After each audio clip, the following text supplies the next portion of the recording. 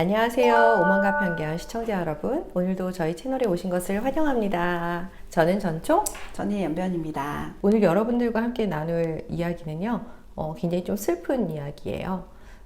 저희가 이 채널에서 자주 말씀드리는 주제이기도 한데요. 보건복지부에서 한 유튜브 영상을 보고 그 유튜브 영상의 주인공을 경찰에 이제 수사 의뢰를 했다는 그런 소식을 여러분들도 뉴스를 통해서 보셨을 거예요. 36주의 아기를 낙태한 그 여성의 브이로그 그 영상을 통해서 그 여성에 대한 경찰 수사가 이제 엄정하게 이루어지도록 그렇게 하겠다고 이미 신문지상을 통해서 여러분들 다 알고 계실 텐데요. 우리가 평소에 이런 주제에 관심이 많잖아요. 어떻게 이 소식 들으면서 어떠셨어요? 다들 같은 마음이시겠지만 이제 보호출산법이 통과가 됐잖아요. 네네. 저희가 이제 보호출산법을 찬성하는 취지가 사실 이런 분들을 위한 거거든요. 네네. 이런 아기들을 위한 거. 여러분 전화번호가 1308입니다. 상담을 받아보시고요. 네. 항상 저희가 꿈꾸는 게 엄마만 행복한 게 아니라 엄마와 뱃속의 아기가 전부 행복하기를 바라는 거거든요. 네. 그래서 아기의 행복을 위한 노력도 같이 해주셨으면 좋겠다. 네네. 이런 마음을 좀 전달드리면서 너무 마음이 아팠죠. 네. 방송 보셨죠? 네, 저도 그 영상을 직접 봤어요. 근데 제 엄마가 저는 아이를 2명 다 제왕절개로 낳았는데 네. 그 엄마가 이제 주기를 두고 식사를 하는 모습을 보니까 제왕절개 시술이 있었던 게 아닐까 하는 생각이 들어서 아이를 네. 낳는 것과 낙태를 하는 것이 엄마에게 동일한데 어떤 아이는 있고 어떤 아이는 없구나 그런 생각이 들어서 너무 마음이 아팠어요. 정말. 네. 저희가 언론을 통해서는 이제 정확하게 알 수 없는 정황들이 있어요. 이 영상에 대해서 뭐 주작이다 이런 주장들도 많이 있고, 분명한 것은 아기를 36주가 된 아기를 병원에서 어떤 방식으로 아이를 낙태를 했는지 모르겠어요. 그렇지만 만약에 아이가 살아있는 상태에서 제왕절개를 통해서 살아있는 제왕절개라면 100%죠. 그렇죠. 왜냐하면 맞아요. 그렇죠. 뱃속의 아기에게 무슨 주사를 하거나 다른 방법을 취하지 않고서는 어떤 외부의 약물이나 시술이 아기에게 가해지려면 외부와의 만나는 지점이 있어야 되는데 제왕절개라면 엄마의 배를 여는 순간이 있어야 돼. 그 순간일 거거든요. 그렇죠. 그렇게 해서 그런 분명히 그 아기는 살아있는 상태로 꺼내졌을 텐데 낙태가 되었다는 것은 사실은 이제 지금 경찰에서도 계속 얘기하는 게 살인죄로 기소를 할 수도 있다. 뭐 예를 들면 법률 전문가들도 그런 의견을 내시는 분들을 봤어요. 아기가 뭐 뱃속에 사산된 상태가 아니라면 사실은 거의 100% 지금 이제 낙태죄가, 왜냐하면 낙태죄가 없으니까 지금 처벌할 수 있는 규정이 없기 때문에 이것을 보건복지부도 살인죄로 이제 수사를 해달라 이렇게 요청을 한 걸로 알고 있는데, 엄마 배를 기준으로 해서 뱃속의 아기일 때는, 뱃속에 있을 때는 여성의 자기 결정권에 따라서 마음대로 생명을 빼앗을 수도 있고, 그다음에 아이가 배 밖에 있을 때는 이게 살인죄로 기소가 되는 이런 상황이, 이런 현실이 정말 굉장히 아이러니라는 생각이 들고 굉장히 가슴이 아프죠. 네. 뭐 그런 얘기들 있죠. 아기가 나올 때 언제부터 사람이냐. 그렇죠. 이 얘기가 있거든요. 제왕절개를 하면 배를 절개하기 시작한 순간이냐, 아이의 몸의 일부라도 나오기 시작한 순간이냐. 저는 사실 첫째 아이를 낳을 때 하반신마비만 해가지고 첫째 아이와 제 몸에서 분리되는 순간이 기억이 나요. 아, 그래요. 이렇게 딱 달라붙어 있는 아기를 의사 선생님이 이렇게 해서 떼어내는 순간이 있었어요. 네네네. 이게 언제부터 사람인가를 구별해가지고 이때부터는 살인, 그 전이면 무죄라고 규정하는 게 사실 너무 비인간적이라는 생각이 들어서 마음이 아프고요. 네. 엊그저께 나온 뉴스 중에 그거 보셨어요?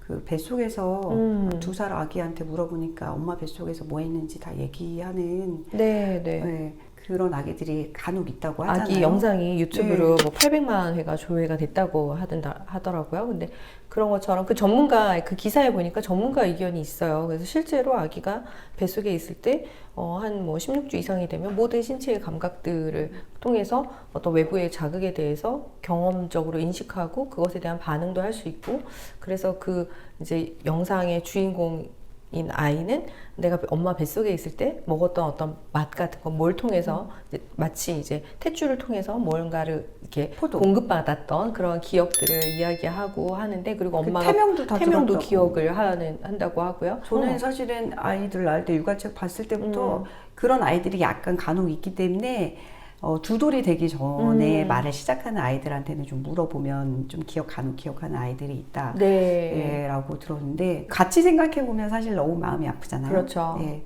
그래서 저는 다시 한번 보호출산 제도를 이용하셔가지고 아이들을 정말 못 키우시는 어머니들이라도 아이들을 지켜주셨으면 좋겠다. 어떤 형태로든. 더불어 이제 보호출산제가 시작되니까 이거에 대한 비판적인 뉴스들이 굉장히 많이 나오고 있더라고요. 네, 네. 고아 권익연대 뭐 이런 단체들은 또 계속해서 우리나라가 이제 이 보호출산제를 도입을 하면 고아를 양산하는 그런 나라가 되는 것처럼 이렇게 그렇게 호도하는 그런 글들도 많이 봤어요. 그렇지만 물론 이제 고아라는 것 자체가 어떻게 보면 가정이 안에서 양육이 되지 못하는 상황이기 때문에 그 아이에게 이상적인 양육 환경은 아닌 건 분명해요.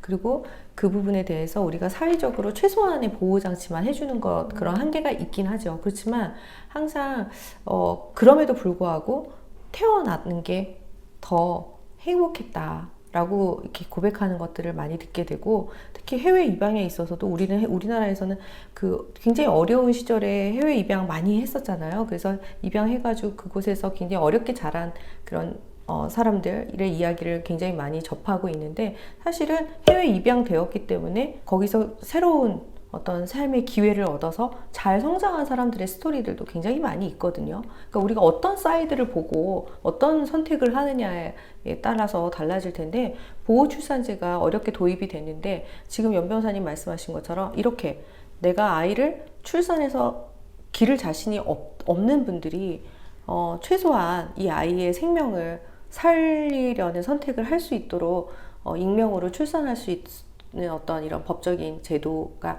필요하다라는 어떤 취지에서 이 보호출산제가 도입이 됐거든요. 이게 정말 우리나라에 선순환을 일으키는 새로운 제도로 이렇게 잘 정착이 되었으면 좋겠어요. 맨 처음에 말씀드렸던 우리 36주 아기 낙태 영상을 보시면 끔찍했다. 이런 약간 표현이 있는데, 이런 출산과 임신의 기억이 끔찍보다는 안타까움, 물론 설레임과 반가움이면 제일 좋겠지만, 최소한 굉장히 내 몸에 있는 병균 떼어내듯이 그런 기억이 아니기를 바라는 마음으로, 좀 그런 마음으로 우리가 다 같이 아이들의 성장을 응원해 주었으면 좋겠다, 이런 생각을 좀 해봅니다.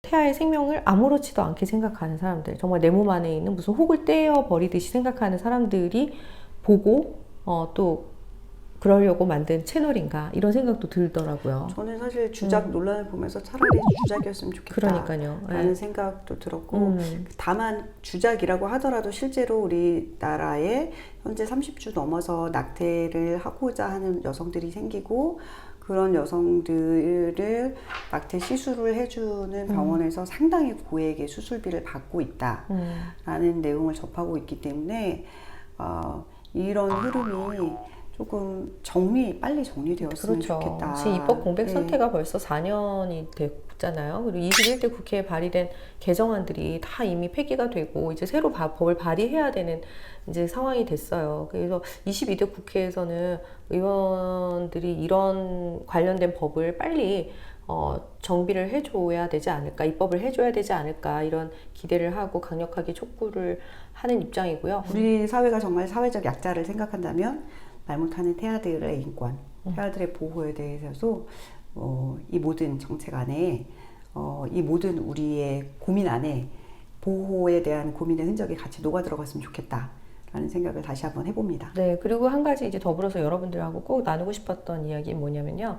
이제 지난 정부, 문재인 정부 때 이제 법무부 장관이었던 그 추미애 장관이 있었죠. 그 추미애 장관 시절에 내놓았던 낙태법 개정 정부 법안이 있어요. 거기 보면 이제 사회 경제적 이유로 14주 이내에서는 모든 낙태를 다 허용하는 그런 법안이 제출이 됐었거든요. 근데 지금 이 부분은- 법무부에서도 최근에 예. 그런 보도자료 냈었잖아요. 그러니까요. 그래서 그 부분에 대해서는 연 변호사님 어떻게 생각하세요? 그게 이제 헌법재판소 결정의 사회 경제적 음. 사유에 대해서 고민해보라 이런 주문이 있었기 때문에 사회 경제적 사유를 넣을 수밖에 없다고 하는데 이제 그건 고민해보라는 주문이잖아요. 그렇죠. 예, 어떻게 배합시킬 것인지에 대해서는 더 많은 고민과 공부가 필요하죠. 이게 꼭 주수를 기준으로 할 수도 없고 사회 경제적인 사유도 구체적인 사유를 들어서 여기까지는 불가피한 사유라고 본다든지 아니면 불가피한 사유를 중대한 이유로 제한할 수 있게 한다든지 여러 가지 고민이 있어야 되는데 사회 경제적인 사유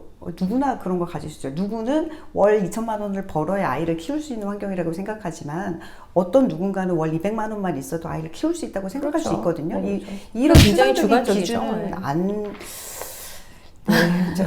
아무튼 무책임합니다. 네, 그리고 저는 또 한 가지 이제 14주라는 게 좀 말이 안 된다고 생각을 해요. 그러니까 미국에서 로데웨이드 판결이 나왔던 1973년에도 그때 당시로는 임신 기간을 전 기간을 3분기로 나눠가지고 1분기는 초기 12주까지 이렇게 해서 지금 이제 그 법을 여러 이제 나라의 세계적으로도 여러 나라에서 12주를 기준으로 해서 그 이전에는 초기 임신이라 상태로 보고 그 이전에는 좀 허용을 해주는 그런 나라들이 조금 있고요. 그런데 우리나라는 14주란 말이에요. 이 14주는 너무 과한 거 아니에요? 언젠가 이제 의료기술이 발달하면 14주에 아기도 몸 밖으로 나오면 단독 생존이 가능한 날이 있을 수도 있는데요. 그렇죠. 그리고 뭐 요즘에 옛날에는 73년에는 뭐 그 입체 초음파 이런 거 없어가지고 아기들이 어떻게 그 안에서 자라고 있는지 이런 것들을 제대로 확인할 수 없었을지 모르겠지만 요즘에 입체 초음파가 있잖아요. 그거 분명히 뭐 36주 입원의 브이로그 거기에 나왔지만 의사가 이 아기 못 죽인다, 낳아야 된다 얘기하잖아요. 왜냐면 심장이 잘 뛰고 있고 다 그게 육안으로 확인이 되는데 그런 아기를 없다? 내지는 얘는 조그마니까 없애도 된다? 이렇게 얘기하는 것 자체가 저는 너무나 이게 비윤리적이지 않은가 이런 생각이 들거든요. 사실 주수를 얘기한다는 것 자체가 너무 마음이 아프죠. 윤리적으로 봤을 네. 때는 인간의 생명의 기원이 어디서부터인가 생각해보면 많은 과학자들은 수정되는 그 순간부터 한 인간의 생명이 시작이 된다라고 보거든요. 그러니까 그 생명을 어떻게 바라볼 것이냐, 우리 사회는 그 생명에 어떤 윤리적인 기준이나 가치관을 적용할 것이냐 이런 부분을 같이 생각해야 되지 않나 이런 생각이 들어서 참 어려운 주제이면서 또 지금 우리나라가 이렇게까지 생명에 대한 인식이 없나? 이런 생각이 들어요.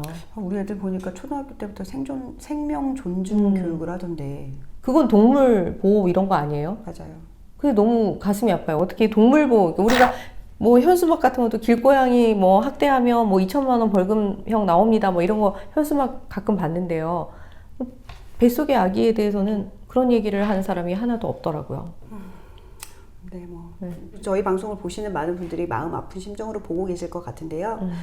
우리가 이거를 어떻게 이 문화를 바꿀 것인지에 대한 깊은 고민하면서 법무부에도 좀 이런 사태로 계속 방치하지 않았으면 좋겠고 국회에서도 무슨 대안 마련을 위해서 적극적으로 좀 나서주셨으면 좋겠다. 이런 말씀을 좀 드립니다. 네, 진짜 법무부가 서둘러서 관련된 형법을 정비하고 거기에 따라서 모든 관련된 법령들이 빨리 이렇게 보완이 돼가지고 어떤 정확한 기준들이 나와줘서 더 이상 이렇게 현장에서 임신한 여성들과 또 의료진들과 그것을 바라보는 모든 국민들이 혼란이 없게 되기를 간절히 바라면서 오늘 방송 여기서 마칠까 합니다. 여러분들의 의견 댓글로 달아주세요. 지금까지 오만과 편견 채널을 시청해주신 여러분 감사합니다.